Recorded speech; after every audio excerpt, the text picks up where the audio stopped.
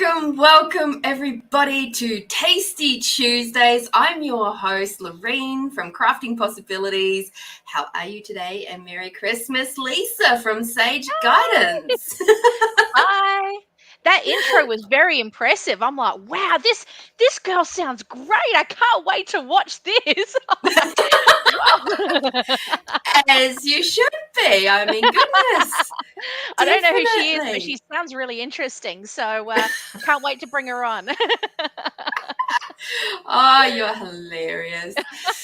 All right. Well, I better introduce you properly. So, Lisa, our beautiful guest for tonight, is well known for her bright and friendly smile at her stall at the markets and psychic fairs, selling tarot and oracle cards and other spiritual, magical, psychic, and self-development books.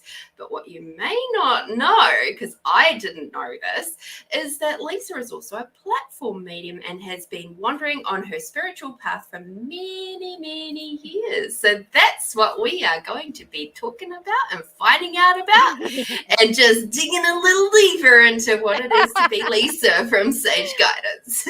I always keep things so far under my hat, and I never know what to kind of reveal. And now I feel like maybe I've revealed too much about myself. So You'll be absolutely fine. So let's just dive on in. And I actually want to know, before we do anything else, I want to know what constitutes a platform medium. Oh, look, I've been learning mediumship through the Elizabeth Spiritualist Church for Mhm. about 2 years now. And it's very early days, and I've got some really fantastic teachers that have been teaching me on my path. But I've started doing platform mediumship at the Elizabeth Spiritualist Church for about a year now. So, Mhm. and I never thought, I think whenever I used to go to the spiritualist church, I used to see those people up on platform doing the mediumship, seeing what they did. And I went, wow, that's incredible. I could never do that. So to me, that's just to be able to um, hone my craft and learn, and the big part trying to have the confidence in myself to be able to do something like that has just been an incredible experience for me. It's been really exciting. So I'm definitely not definitely don't feel like I'm at the level of people that have been doing it for a very long period of time, but I'm surprising myself every time, which is exciting. Absolutely. I think we'll be touching more on that as we wander through our subjects tonight. So I'm just like, I want to know more. Because that side of mediumship has always kind of fascinated me too. And I guess there's, I we will talk. Yeah. We will talk more about this platform mediumship thing.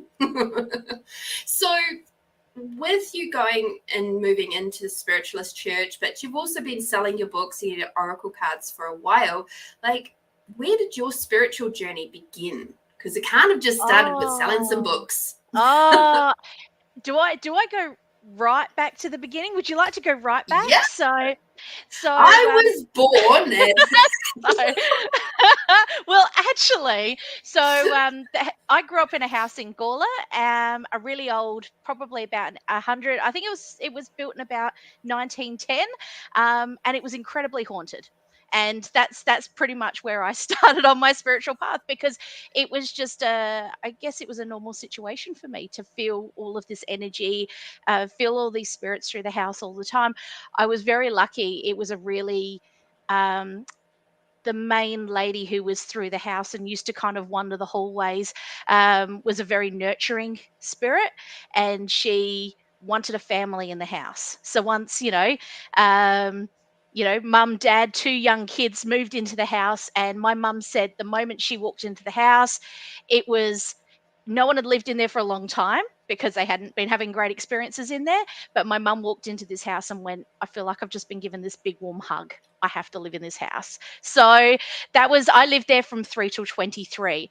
And then when I moved into a new house, it it was just missing something. It was I kind of was living in this brand new house that had been built, and it felt, lovely and clean and new, but it didn't have any atmosphere. It had no vibe. And my now husband at the time, I'm going, it's got no vibe. It's got no something. And he's like, I've got no idea what you're talking about. I'm like, it's got no ghosts. There's no ghosts. It feels really empty in this house because I just grew up with all of this energy around me. And I think that, look, maybe that's much of a muchness. Maybe it's unrelated, but I was just always drawn to learning, probably at an age when I shouldn't have been reading. I was reading lots of books about, spiritual phenomena and, everything you could think of, and I think my parents just kind of figured that it wasn't going to be an if, it was going to be a when, because it was, even when I would kind of pull myself away from it, I'd get dragged back on. It was always something that I was always moving towards. So if you want to go right back, how about 3? Oh, I absolutely love it. And I totally get it. Like, there's one of my previous partners, his home is a similar sort of age bracket. I think it was built in the 1920s. Yeah. And there's a gentleman, Victor, who lives there. And whenever Jared, my ex, was working on the house, but if he was a bit drunk, Vic would pop up and he would make the house go really cold, really sort of damp and musty feeling and all of that, and to make him stop doing the work on the house. I don't like it when you're doing it when you're drunk. And when I got there, I very quickly, because I'm like you, I'm aware. Yeah. And I very quickly realized who and what it was. And it was like, okay, so throughout the process of me renovating that home and helping, to renovate the home, I would talk to Vic and I would say, hey, is it all right if we do this? And hey, I'm just letting you know this is where we're up to next, and this is what we're going to be working on next. And he was absolutely fine with it. He was really, really helpful. And when we got to the point of being able to build the big shed down the back, because when my ex had bought the property, there was like 3 sort of smaller sheds, and they'd all been taken down over the years. And when I said to Vic, hey, it looks like we're going to be building this big shed out the back. Is that all right with you? He goes, oh yes, every man needs a shed.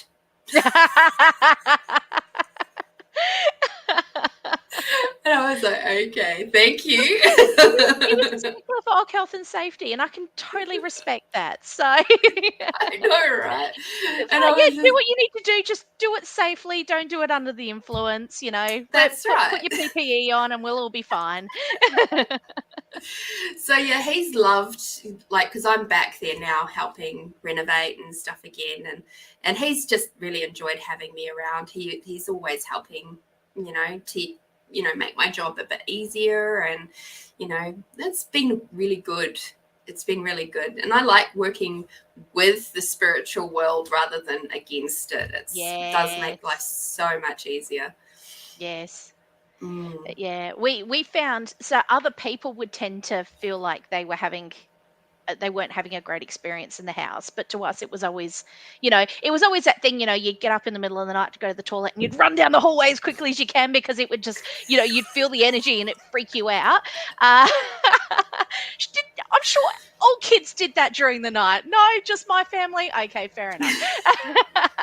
But there was a situation when I was a teenager. So what I would find is, if I was going through a really stressful time in my life, I would feel her come into my room and kiss me on the forehead as I was going to sleep, which is really nice. It was this really kind of, and it's like, how do you reconcile that when you're a teenager and, you're going through all your angst and everything? You're too old for your parents to come in and do that, but she would come in as I was drifting off, and things like when I was going through exams and and normal teenage angst, and I just got to the stage where I just not good. You don't get used to something like that, but it would just happen.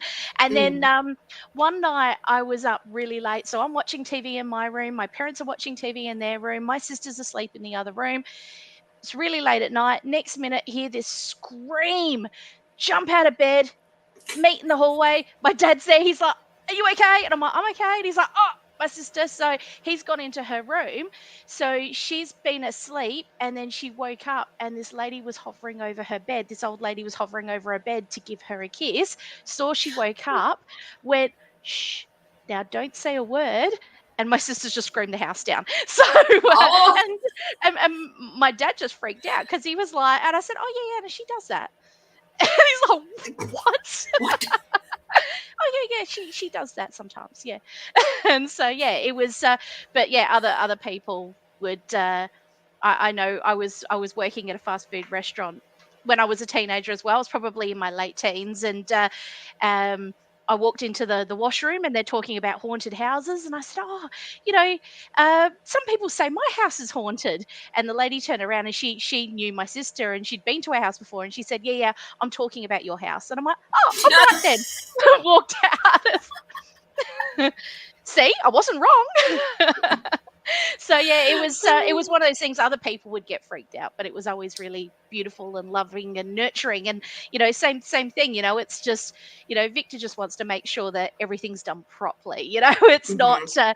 It's not a menacing energy. It just wants to be done right. So Yeah. it's lovely. Oh, absolutely. There was a childcare centre that I worked at that doesn't exist anymore because the Southern Expressway has been put through it, as it does. Yeah. But it used to be it was after the Second World War, I think, and it had been used as a recovery hospital. Yeah. Um, and possibly with people with mental health issues. Oh wow, wow. um, and me being aware as I am, if I was working early morning shift or late shift, I would often see, especially in the baby room, um, often see, you know, there was an older lady that was sort of, you could tell she was not quite right. Yeah. But she loved the babies. So she would Yeah. just watch. She just sort of like I think she had um maybe a slightly younger mental age. Like Yeah. Yeah. I got the sense that perhaps she was maybe 9 or 10 in her mind, but physically she was much older. And of course, back in those days, they didn't have them, they just institutionalized them as opposed to having them in the community like we do now. And yeah, she obviously passed away in that particular place. And so whenever the babies were around, she was just sort of like, "Oh, look, there's the babies." And you'd see that, especially the Oh, little babies, they'd be sitting there and they're just staring up at the wall, wow. absolutely enraptured. And it would be like, I could just see it at the side of my, like, corner of my eye, and be like, "Oh, hi." Wow, that's The babies never incredible. cried. They never, they'd quite often goo and gar at the lovely Oh, lady. And yeah, it was really nice. But there were other people who didn't understand that side of spirituality and the other worlds that would freak out because they'd yeah, just, they'd see it and they'd go, "Oh my god, it's yes. freaky," all the rest of it. It's like, there's nothing to be scared of. She's not here to hurt anybody. She's here to No. just enjoy being with the babies. So Yep, it's okay. It's fine. You know. but yeah. So yeah. I think for me, it became one of those things that, the house was great, you get the heebie-jeebies, but it was great. But I think then over the years, you stuff that stuff down, and you put up your walls, and you say, "Oh, no, no, I don't want to deal with this stuff anymore." And but then, yeah, well, probably the last 4 or 5 years, working sporadically with other people, it's kind of popped itself back up again. But I think in the last 2 years, um, I've been trying to kind of discipline myself a little bit more. It's like,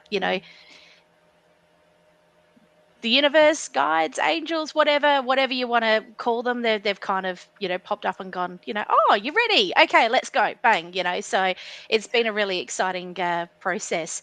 And I think, um, part of the selling the cards and the books and things like that is it's just a really great. I love the feeling that I'm when I'm at the markets and I'm talking to people and we're talking about like-minded people. It's a great opportunity to be with my people. It's you probably you see me light up when I'm at the markets. I love it. Mm. It's my happy space. So yeah, I just love the opportunity to talk, and to interact with people and just you know talk to people that want to talk about the same things I want to talk about, which, you don't usually get to do that day to day as much as I'd like to No. anyway. Yeah. Mhm. Yeah, it's one of those topics. Like, the spiritual world is definitely one and the energetic healing world is definitely one that is a little bit polarizing sometimes. Like, people just kind of really want to talk about it, or they really won't, or Yes. they'll be, or maybe sometimes halfway in the middle of going, oh, so there was this weird thing that happened to me when I was like, Yes. what's your thoughts about that? And you're like, Yes. And it's one of those things, if I'm if I'm dropping my daughter off at school, or if I'm having in a business call and something comes up, there's a lot different conversation than when I'm talking to people at the market. So that I was talking to some workmates recently, and they were talking about ghosts, and obviously talked about growing up in the house that I grew up in, things like that. But there was that part of me going, oh, I've got so much I want to talk about, but no, I can't. We're in a business meeting. Let's keep it professional. So I totally get it. I was at a cleaning job, and I was working with somebody new, and they said, oh, are you coming to the Christmas party on Friday? And I was like, no, I can't. I've got my podcast. And they're like, oh, what is your podcast? And I said, oh, yeah, no, I do spiritual, like intuitive readings and, psychic stuff and healing and stuff. And they're like, oh, really? You're speaking my language? And I was just like, one of oh, us, one of us. yeah. And this was a lovely gentleman who was originally born in Mexico. So he comes from a really different space of, when he does healings, and because he used to do tarot readings a lot, but since he's got some different living situations that are happening at the moment, that means his tarot cards are packed away. Yeah. And he was telling me that he was standing in the doorway one day where the tarot cards and everything else is packed away. And his wife came up to him and said, what are you doing? And he said, oh, listening. And they're like, what for? And he says, the cards, they want me to come and play. They're talking to me. They want me to get them out. And I was like, Time. well, maybe it's time. And he's like, Yeah. yeah, but then I have to go find them. I was like, listen, you'll find them. Yeah. They're already calling out to you. You just got to do the Marco Polo thing. That's it. Exactly. But yeah, that was really cool.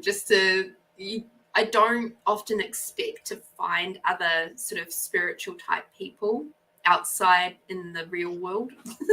Yeah.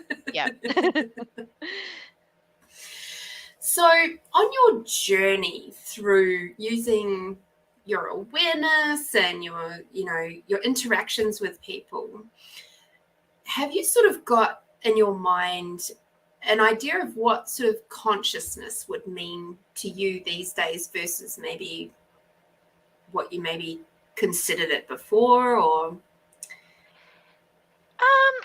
It's a hard question. Everything's do you mean as far as the inner, or do you feel like as in a zeitgeist humanity consciousness? whichever direction you wish to go. Look, it's close to Christmas, and you promised me no hard questions, so no, and I don't know whether. Look, I feel like there has been such a change in the last few years. I think that's completely undeniable, and I think even personally, I felt like, you know, 2 to 3 years ago, I felt like I was steeped in the mundane. Not that, hey, look, not that the mundane is mundane. It's your day to day life. It's essential. It's important. But I feel like things opened up for me, and I thought maybe that was just me. Maybe that's just what's happening in my life, and everything's kind of opened up. But it does feel like everything's kind of opening up for everyone at the moment. The more people I talk to, I went to a market recently, and I felt like one person after another was saying it was like they were all going through the same thing from the same time. It was like, Mhm. you know, some point at the end of 2019, early 2020, and everything just changed. And people went on everyone's going on these journeys, and it's exciting. It's interesting. I mean, obviously, not everyone's journey might be what they wanted, but I feel like, look, I feel like everything's opening up in a conscious way. I don't know whether that's the kind of question you're asking me, but I do feel like it's whether it's a global thing, whether it's just because it's happening to me, I'm noticing it happening to everyone around. I don't know. But yeah, I definitely feel like there's stuff happening in the ether at the moment, which is really exciting. Yeah, I absolutely agree. And there is no right or wrong answer to that one. It is what it is for you. Yeah. And that's the beauty of that question, is it's such a broad kind of a question. And every single person that I've had on the show has all said something different, which is really Okay. neat, So So what's the that's right why answer then? Just tell me what the right answer is, and I'll say it. Put it on an auto prompt. the right answer is the one that you just gave, Oh, because good, that's good. what's true for you. Oh, look, look, I just don't want to. I don't want people coming back to me afterwards going, actually, I think you'll find what you were supposed to say was. So if that person wants to tell me now, and then I'll read it out, and yeah. So, Yeah, no. but no, definitely big changes afoot at the moment. But yeah, I don't know whether that's just because that's when I've been kind of feeling it, or whether it's happening to everyone, and Mm. there's stuff going on. So, It's a bit but like yeah, that yellow car thing.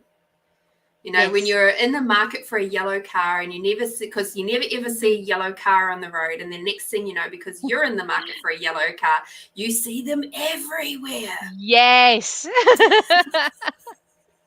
So absolutely. I think it's just one of those things of what we're attuned to, and that's very much how I see like manifestation and actualization happening. It's like Yeah. when our heart, our mind, our being, our path are all in beautiful alignment, and they're all going to that ultimate destiny of what we've agreed to do before we even got here. Things will just fall into place so easily, Yes. and it'll be like that yellow car thing. It was just suddenly everything, that all those pieces that you've been asking for will start dropping in. And it's like, I look at that as going, okay, whenever you're in a space and you've been asking for something and it's not coming, ask yourself, is that actually true for me? Is that something I truly desire? Mm, Is it in alignment with me? And if it is something that I truly desire, what do I have to do or be? What blocks am I putting up to stop that from coming in? yeah. Yeah. Mm, It's interesting, isn't it? Yeah. yeah. Absolutely fascinating. And I see everybody, like you said, there's so many people out there now who are opening up. They are and they've been on this wild journey, spiritual journey, for the last couple of years, 3 years now, really, where it's like everything has just gone. Yes. And Yes. I saw just the other day another person going, The more I choose to follow my path and what makes me happy, the more that I feel totally alone because all the people that were around me have suddenly gone. Mm. And then underneath that post, there was, I think, about 20 or 30 comments of people going, every single one of them saying basically the same thing. Those that matter will stay. Yep. Yep. And your tribe will change. And it's okay. We've all been there. Yep. You know? Yep. And I just went, oh, that just makes my heart. You know, I didn't have to say anything because it was just, he was so well supported, this lovely gentleman. And I was just like, oh, I love that. But I think as well, you know, I think, not to say the path I've been on for the last, you know, how many years I've been alive is not the wrong path, but you know, it's something interesting where I pull away and then I just keep getting pulled back on. You know, you just at the end of the day, you know, someone said to me yesterday, you know, you're never on the wrong path. It's just that the path has to kind of, you know, your path readjusts to make sure you're going to the right destination. And I think, you know, it just suddenly everything just seems to kick in when you are going, you know, I guess it's like if you're going cross country versus when you're on the bitumen road. You know, you get onto the clear road and it's just all smooth sailing. You're not bushwhacking. So and you know, hey, look, you know, my life has been fantastic and I've had a wonderful time. But yeah, there's definitely that part of it where now I look back over the last few years and go, oh wow, I was just, you know, I was taking the hard way. I was taking the long way because I was trying to resist where I needed to be going. So Yeah. yeah, Yeah, it exactly. all And seems to make sense now. totally. I know, right? Reflection. They do say it's like 2020. Yes, yes. And I think this journey is one that's very relevant for Yeah. the Yeah. spiritual journey. Is like all those tough, hard times that you go through is just like those pressure points where your team, your destiny, the universe, whatever you'd like to call it, is like pushing you, like you say, into that space of like, yeah, you've got to go that way, you know, Yep. and Yep. and where you're at right now is not working for you, and that can show up in variety of ways. It can show up as like ill health, it can show up as a crappy relationship, it can show up as like a really bad workplace that makes you Mhm. go, look, this is really not working for me, and it makes you have that pressure point of going, I'm going to go this way now. I'm Yes. choosing that because that's just how I have to do it. And it makes you see where your values lie, you know. And that's one of the things I love about what you sell, is it's assisting people on that path of, That's it. you know, like, I've had this pressure point, I can feel it, I don't quite know what to do with this information, and you've got a truck ton of tools I have an that are addiction. I have an addiction. I really do. you have a truck ton of tools that really do assist people in being able to figure out their path for them, Yeah. you know, Yeah. and inspiring them to keep going, because, you know, the spiritual path is not an easy path, That's it. That's it. And when I especially at the first beginning. Oh yeah, and when I first started, a lot of it was just look, I would buy all of the stuff that I wish I had in my bookcase and all the stuff that I enjoyed, and then I'd sell them, and my husband would be happy because I wasn't, you know, sending us bankrupt. But now as I'm going, I'm finding I'm just trying to put as much variety out there, and I find sometimes even when someone's just browsing and they're not particularly wanting to buy anything, and you know, people will come over and they've gone, oh, I've got that, I've got that, I've got that, I'm not in the market for any cards, and I'm going, cool, well, let's talk about cards because I want to know what people I want to know what people want and what they love and what they're drawn to, because I want to make sure I've got as much variety out there as well. Mm. And, if someone comes out and they go, I'd love to get a book on such and such, and I don't have one in stock, then I'll make sure when I do another order, I've got something in stock, So I'm trying to fill the need and the variety. I found about a year ago, I got some, I think, what were they? I think they might have been mermaid cards. And that's not something I'm drawn to particularly. And I went, oh, you know what? No one's going to buy them, but I'll get them because it's variety. And it just happened then. First time I put them out on my table, right at the beginning of the day, ladies walked past, oh, mermaid cards, bought them straight away. And I'm like, you know what? This isn't for me. I can buy stuff that I like, because I definitely buy lots of things that get my attention. But I'm buying for everyone else. I'm buying for those Mhm. people that don't get the chance to get out there and see what there is. And I buy, obviously I get the stock in, but personally, I like the idea of, picking it up and having a look at it and, seeing which card's cool to me.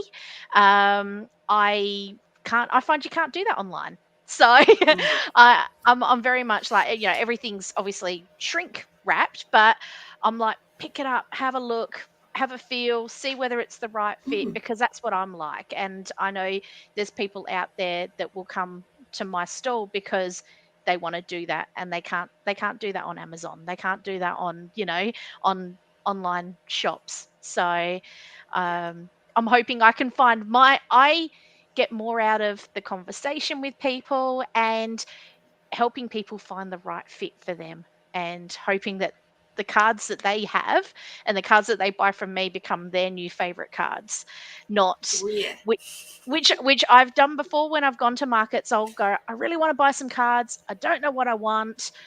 Oh, that person's selling some cards, and I'm just, even though I'm not drawn to them, I'm just going to buy them. And so I buy them, and then I never use them. So that's the opposite of what I want to do.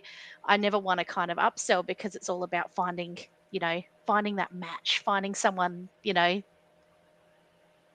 new favorite deck or their new favorite book.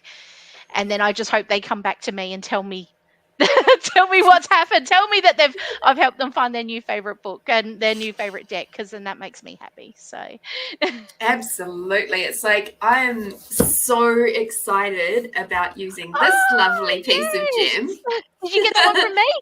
I did. Yeah. At the Kilkenny Fair, and I've already started filling it out, ready for the next month. Excellent. And I'm going to be working with the goddess Kuan Yin for the first 3 months of the year. Beautiful. I have a So, Kuan Yin statue, and her energy is just really beautiful. So that's, mhm, really, if you're going to mhm. work with a goddess in the new year, she's a beautiful one to work with.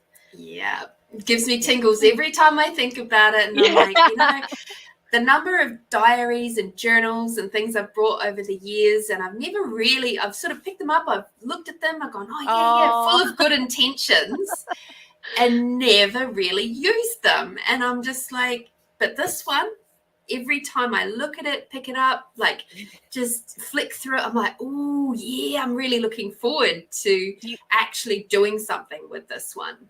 do you feel And like you're going to last the year, or are you like me with mm, diaries and you have the best intentions, and then by early March you stop using it and then it sits somewhere? well, that's the gift of this, is that every quarter you have to select a new goddess. So it's sort Fantastic. of reinvigorating that energy again throughout, 4 times throughout the year. And I'm like, yeah, I love that. I still haven't picked the one that I'm going to go with in 2023, because I've got, I think there was 3 diaries. They're all Southern Hemisphere ones that I got in, because I don't know about you, but when I first started, everything was Northern Hemisphere, so you Northern. had to kind of move the seasons 6 months. Nothing kind of added up, and it was frustrating. So it's nice to be able to have all of the seasons aligned with the calendar year with the diary. So Mm, but all 3 of them look fantastic, and I don't know which one I'm going to go with, because I think there's the Moon Goddess one, which is the one that you've got, the yep. Witch's Diary, and a Lunar and Seasonal Diary, and they all look And every time I go, right, that's the one I'm going to go with, then someone will come over and they'll like you have and said, oh, I really love it. It's so good. It's so good. It's so good. And I'm like, maybe that's the one I should have. I don't know. You let it speak to you, love. That's it. That's it. They all do. That's the problem. That's my problem. They're all speaking to me at the same time. It's like, baby, use me. Yeah.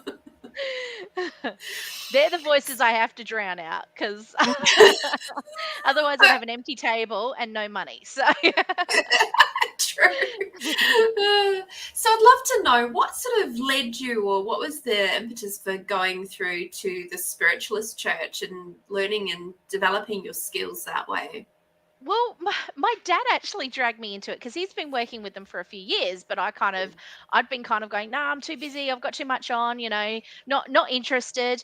And then he kind of went, I think this is what, I think I'd got to that stage where I went, I need to do more of the things that make me happy and less of the things that don't make me happy. I was at that place.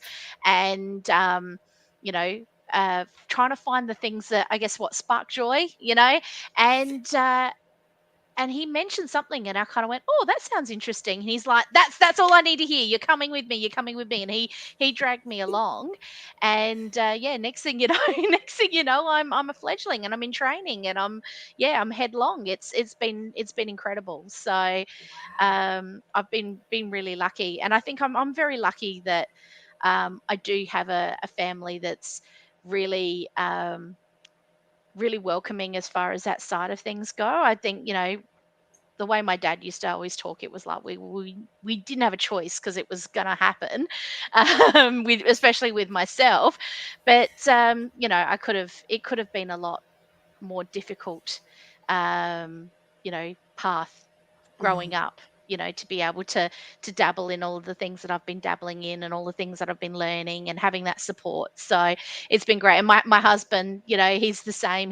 It's not the type of thing he would usually choose to do, but he always supports me. So, and yeah, never kind of steered them wrong, I guess. So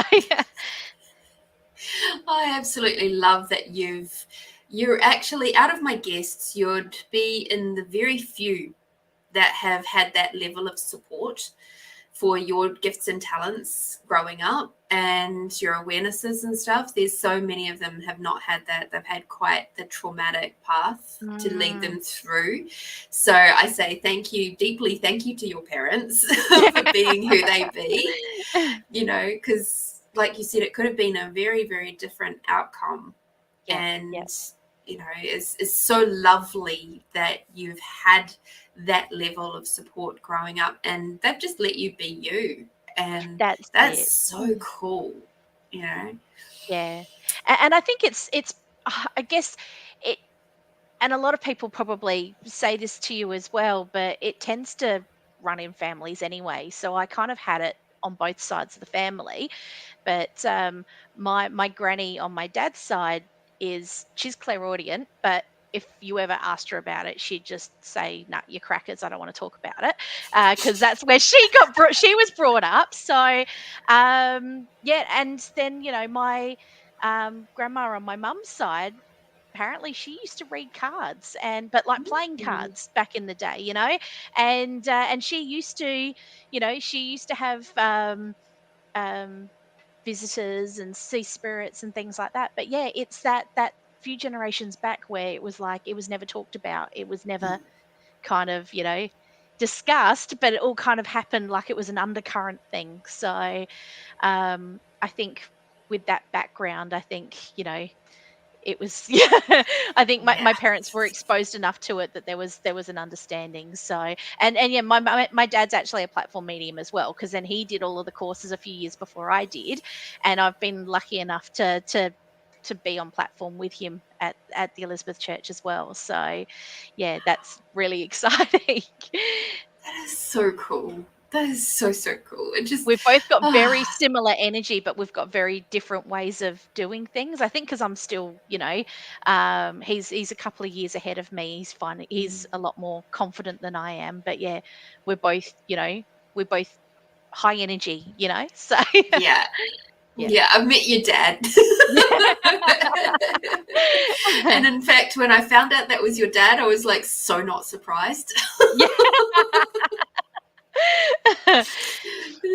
And your mum was there too, and just so chill. Just my dad's partner, chill yes. It's like, oh. So my mum passed away, I think maybe about 4 years ago now. Oh, wow. And I feel like when I first started on this journey again, I say all the time, it's like I've got cheerleaders on both sides. I've got my mum, my dad will be there like physically going, yay, go, go, go. And then my mum will actually be there on the other side supporting me as well and cheering me on. And especially in the early days at the church, she would come through. She would come through to from a different person every time and give different evidence. Like, she's really, quite clever. So I still feel like I have more of a it's hard to explain, but I've got a relationship with her now on the other side that I wasn't able to have for the last few years before she passed, which is really beautiful. It's really heartwarming, so it's nice. Yeah, I totally get it, because my dad's side of the family, I actually kind of got it from both sides as well. But my dad's side, my grandmother, well, his mum was very, very much, I would classify her as a hedge witch. Yep. Very, very keen gardener. And, she just had this way with the plants, and, it was just kind of like she knew things about gardening that you couldn't learn in a book. And it was like she was just so in tune. And, she's got the Irish background and stuff like that too. Not that she was born in Ireland, but it's in the heritage. And then when I sort of was growing up, whatever, I showed signs of that. And my auntie, so my dad's sister, she in these later years has come out and said, oh yeah, because as I've gotten more confident and said, about this experience and that experience, and I had the experience of seeing the tall dark figure at the gateway when I was like 6.5, 7, and it freaked me out, and I ran inside and locked the door. So I get the whole running away from the ghost thing. and she's like, even when they're lovely, you still like high energy, Yeah, absolutely. And she said to me just recently, you were always very aware, and you were that unusual kid. She's like, I knew that you were special, but I also didn't know if your parents would be particularly open to me talking about it. So I didn't. And I'm like, well, that sucked. Thanks. But my dad passed with away. You in my formative years, where were you? Yeah, for sure. But Dad passed away, I would say, probably about 13 years ago now, maybe 14 years. Given that I've been here for 12, yeah. So it's probably about 14 years ago that he passed. And we hadn't had a relationship for 20 years. And him and I now have the best relationship. He's part of my spirit team. He supports me. He does lots of great things for my business. He brings people through as clients. He's cheeky as anything, and he'll often, just be adding that little sense of humor part. But back in this early days, he was a bit like your mum. Yep. Would pop through to other people and would just be so loud, because he's just like, yes, I can finally talk to her. He's calm now, but it's like, he just had to wait for me to develop my skills so that he can talk to me in such a way that your mum can talk to you too. Yeah. And I find as I've kind of become, I've growing into myself, it's like she doesn't need to come through as much anymore. And I'll kind of go, oh, why don't you come through to someone? She's like, no, I'll just tell you. It's fine. And I just say, is that what it's like with your dad as well? Oh, absolutely. Absolutely. Yep. He's here now. because now Yeah. that I'm talking about him, he's here. So it's just like he's like, oh, yes, because he's a bit of a show pony as Yeah. well. Yeah. He's likes to look good and smell nice, and but he's always been there, and especially when I might be doing something that I have to be particular about, and he's like there going, yes, oh, you missed the spot, yep. He's my QC, he's my quality control quite Yeah. often. Yeah. Yeah. And then along with that, he's a bit cheeky, but he's, he's a complex fella.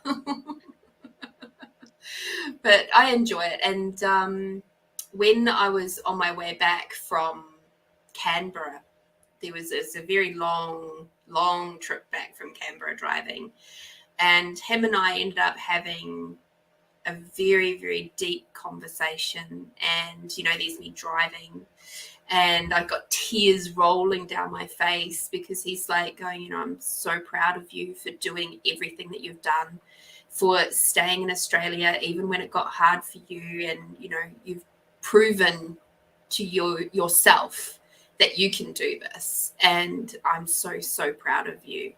And I'm just like, oh Oh, my getting emotional. and it was just one of those moments where, and he just told me some stuff from back home with the family back home that just really helped soothe my soul, if you like, and my heart in a way that I don't think anybody else could, because he can obviously travel and see and hear things that I can't see and hear. Yeah. And so he's been witness to a lot of things from a family point of view that, I sort of felt energetically, I was aware, but he just confirmed stuff. And I was just like, wow, thank you. And it just soothed everything. And that's the gift of being able to be, aware of your loved ones who have passed, who do support you. Yeah. And they can just give you so much more than you ever comprehended. But it's a case of being open. Yes, exactly. Developing those skills. So for someone who might be looking at starting a business, that's sort of looking at getting into either I'm going to do this two ways. So someone who's either going into business or looking at doing that, a small business, or somebody who's starting their spiritual journey. You answer whichever way you like. What would be your top tips?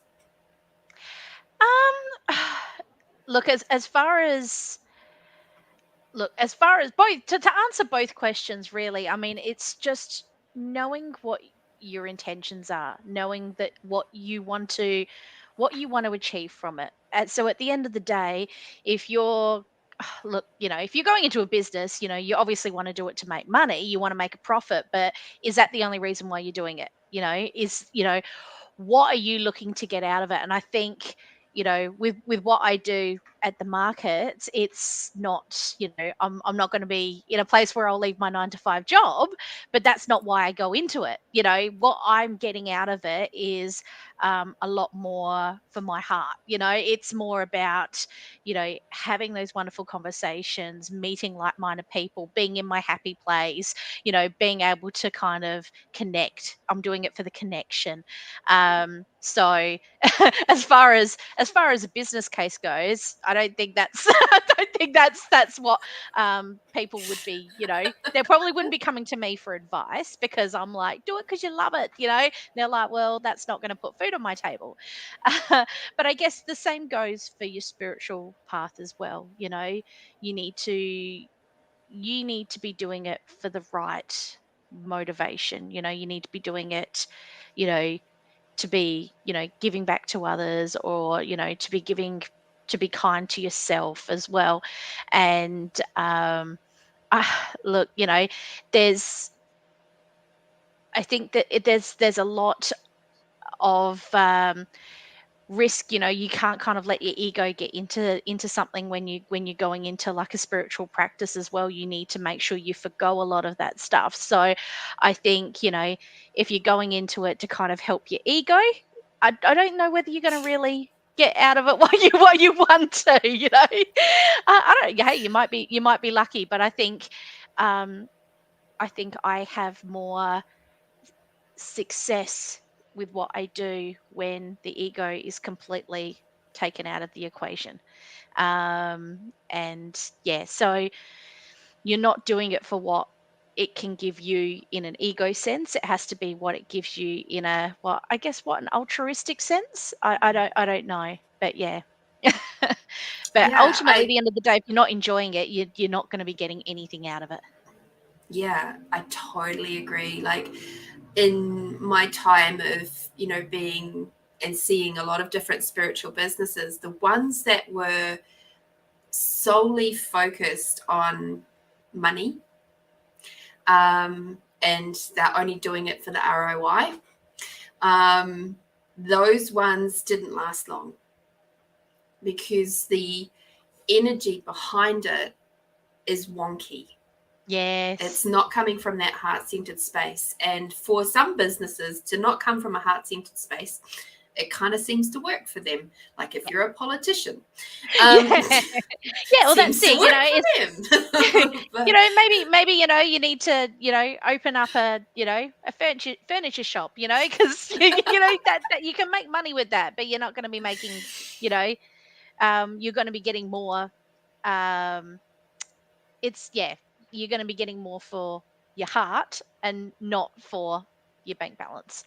yeah, yeah. And there is also that element of looking at, if you're looking at doing a spiritual based business or selling something from that point of view, it's like you really do have to have your heart behind it. You have to.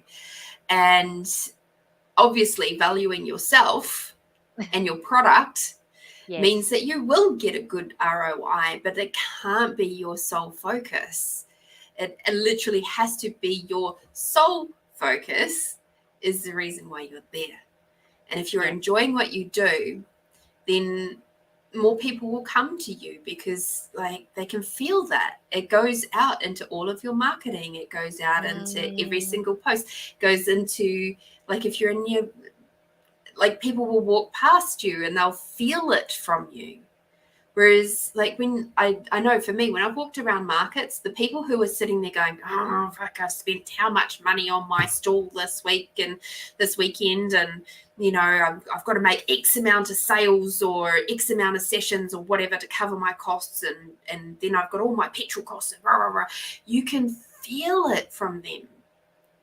And it just sits like judgment, and it pushes me away. And it's like, I mm, don't want to buy from you.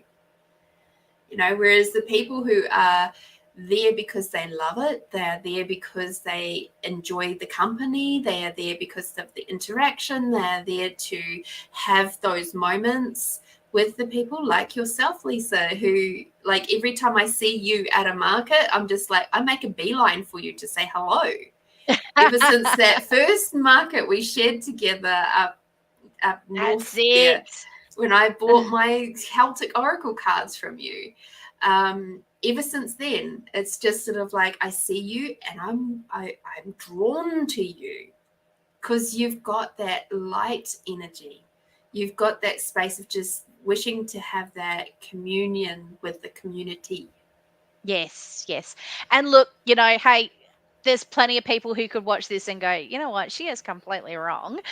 But yeah, and look, I think as far as my husband's concerned, this has probably been the most cost effective hobby I've ever had. Because hobbies are expensive. I'm actually making a little bit back when I have my hobby. So, you know, and so I guess I'm not probably approaching it in the same way that other people do, I Mm. guess, too. So, my mindset's in a completely different place to answer that question compared to what a lot of other people would do. But yeah, that's just how I feel about it. And I think it's going to be one of those things that if I'm no longer um, feeling that passion, then I'm not going to be driven to be doing it anymore, because it's not, I don't need to rely on it for my weekly wage or anything like that. It's just, Yeah. it's the enjoyment. My daughter, on the other hand, sometimes comes with me to markets, and she's my boss. And because she's she goes into it with a business mindset, and so she's like, you're here to make money. Stop talking to people. Stop having a good time. What she say? It's a market, not a toolkit. What are you doing? And I'm like, no. We're coming here for completely different reasons today, mate. Like, you need to back off. Oh, that's hilarious. It's a market, Yeah. not a toolkit. Yeah. And then I laughed, and she said, "It's not laugh at either. It's not funny. Come on, step it up." So one day she will have a business, and she will run it however she wants. But I'm just here. I'm here for a good time. So That is hilarious. I love it. I love it. I love it. So for our last most tasty question, before we get to that one, I would love to know what market are you at next, and how can people get in touch with you? Okay, so you can find me on Facebook. I am Sage Guidance on Facebook. If you want to get in touch with me, I have a website that you can access through the Facebook page. So feel free to check that out. My next markets, I've got nothing on now until mid-January. Oh, it feels really good to take a break over Christmas. So I feel like, I think I said to you before we started tonight, it just feels like this year's just gone way too quickly. So, so in January, I will be at the Crystal Pyramid on the 14th of January, and I will be at Queen of Wands in Moana on the 15th of January. So I'm doing Saturday north and Sunday down south. So you can catch me both ends of the city in mid-January. And then I believe in February, I am at Queen of Wands in Blackwood on the 12th of February, and the Tanunda Wellness Fair on the 19th of February. So if you'd like, you can come and check me out there. Yes, and pick yourself up some cards or some books that take your fancy, because I do love Lisa's range. She really does have just such an extensive range of all sorts of different things, and there's sometimes I will admit there have been the odd one where I've gone, if I go over there, I'm going to end up buying something. Better keep this conversation quick. So do you think people avoid me so they don't buy stuff? That makes me feel better. But by all means, I'm in the middle of doing a huge replenishment. So if anyone has anything they'd like to recommend, now is the time to reach out. So absolutely. I love it. I love it. Love it. So for our last most tasty question, if you could sit next to any person, dead or alive, on a park bench for the afternoon, who would it be and why? You warned me this question was coming, and I knew it would be a difficult question to answer, because I think every time I think of it, I have different, Look, I think I've narrowed it down to 3. So I think my mum, because I think, relating to her now as an adult with a child of my own compared to when I was a child and she was the mother, I think, it's such a different dynamic. I'd love to be able to pick her brain as from an adult to an adult, which I haven't really never got the chance to do. I think that would be really good. My daughter, because I could just hang out with her all day because she's great, even though apparently I am cringe. And I'm like, I'm not cringe. My parents were cringe. I was cool. That's I'm the cool mum. No, I'm cringe. Doesn't matter what I do. So I don't know whether she'd want to hang out on a park bench with me, but I'll hang out on a park bench with her. And the third one would have to be David Bowie, because oh my God, David Bowie, he's awesome. So, and I think I would pick his brain until he told me to leave. So I think he would be a fascinating person to talk to. Absolutely. I can't say I've ever had David Bowie, so there we go. I love it. What's been some of the other choices that people have had? Probably great philosophers and intellectuals and things like that. Some musicians, some Martin Luther King's popped up, Oprah, Eckhart Tolle. I did think about, I thought, do I try and think of someone really, highly regarded and very, to give me some good cred, and I'm like, I think David Bowie just covers all of that. So yeah. Absolutely. I love it. Oh, well, my love, thank you so much for being with us tonight. We've had a few viewers. Hello, and thank you to you all for tuning in. I'm so grateful for you. I will be back on Friday for Find You Fridays, and a reminder that anybody who grabs an extended reading on Friday, your contribution will be donated towards the food banks for this Christmas season.